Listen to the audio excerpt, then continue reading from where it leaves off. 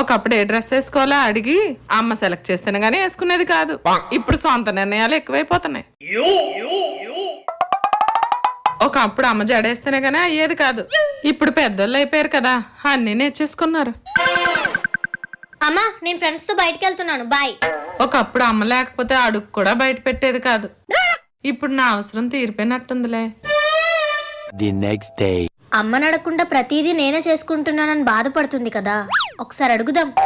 అమ్మా ఈ రెండిట్లో ఏ టాప్ వేసుకోను?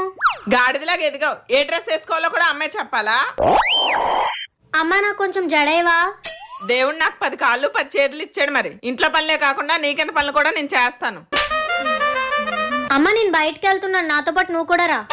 అన్ని వేళ అమ్మ వెనక ఉండాలంటే అవుతుందేంటి? స్వతంత్రంగా వెళ్ళడం నేర్చుకో. ఆయన నాకు సీరియల్ టైం అవుతుంది. అమ్మను మించి దైవం ఉన్నదా?